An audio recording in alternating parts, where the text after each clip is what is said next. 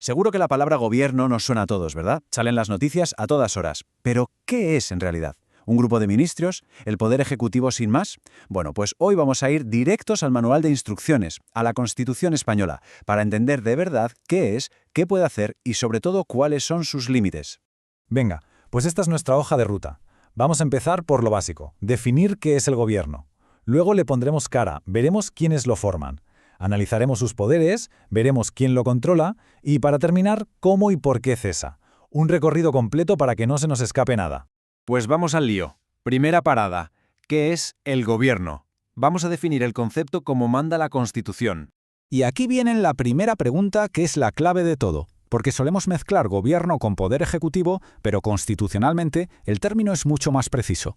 Así que vamos a ver qué dice exactamente. Fijaos qué forma tan curiosa de definirlo, la del concepto residual. Es como si tuviéramos el gran puzzle del Estado.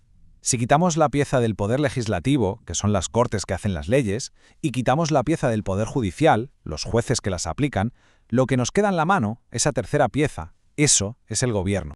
Y esto nos lleva a una idea que es fundamental para entenderlo. El gobierno es un órgano bifronte.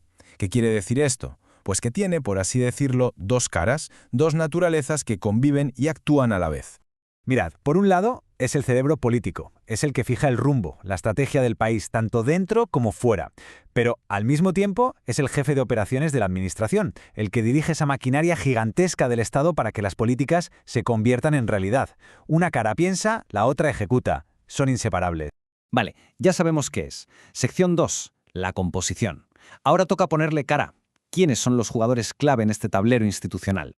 El artículo 98 nos da la alineación titular. El presidente, los vicepresidentes y, ojo, que dice en su caso, o sea que pueden no existir, y los ministros. Y deja una puerta abierta muy interesante, porque permite que la ley añada otras figuras. Esto le da una flexibilidad tremenda a la estructura. Pero mucho cuidado, esto no es una asamblea de iguales. Para nada. El sistema funciona bajo lo que se llama el principio de dirección presidencial. El presidente no es uno más en la mesa, es el director de la orquesta. Él dirige, él coordina, es la pieza central sobre la que pivota todo. Y si hablamos del poder del presidente, agarraos con este dato. ¿Cuántos vicepresidentes puede haber?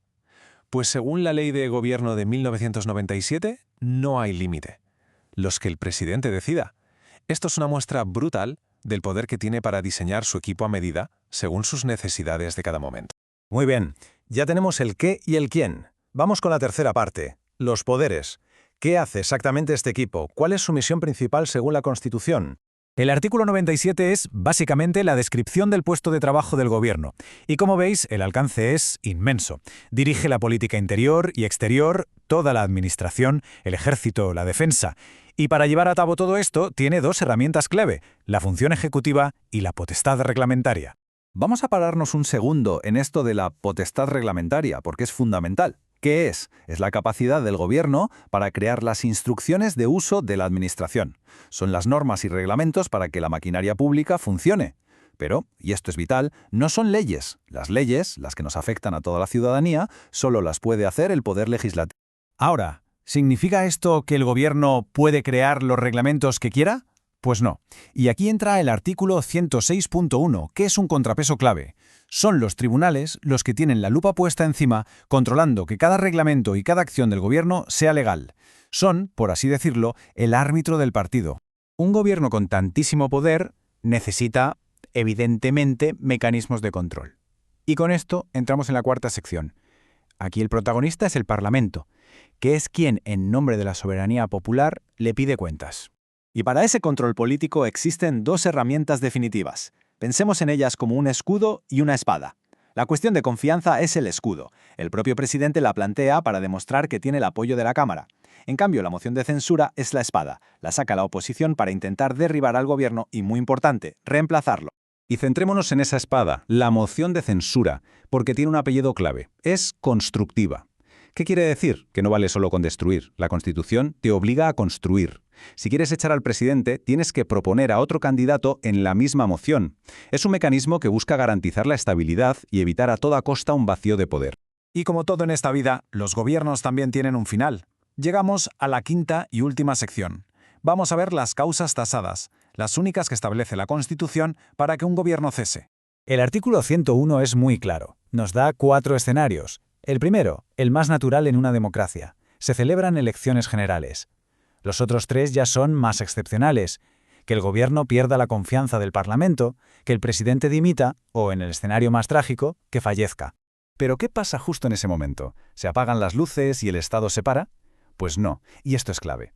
El gobierno que cesa continúa en funciones. Actúa como un equipo de guardia, gestionando solo el día a día, los asuntos ordinarios, para asegurar una transición tranquila hasta que el nuevo equipo tome el relevo. La continuidad del Estado está garantizada. Hemos visto el control político, pero ¿y si la cosa se pone más seria? ¿Y si alguien del gobierno comete un delito? Esta pregunta nos lleva al último y más severo mecanismo de control que existe, la responsabilidad penal. Y aquí llegamos al cortafuegos definitivo. La justicia. El artículo 102 es tajante. Cualquier miembro del gobierno responde por sus delitos ante la sala más alta, la Sala de lo Penal del Tribunal Supremo. Y para los crímenes más graves que se pueden cometer desde el poder, como la traición, la Constitución pone un candado final. No hay posibilidad de indulto. Es el recordatorio definitivo de que, en un Estado de Derecho, nadie, absolutamente nadie, está por encima de la ley.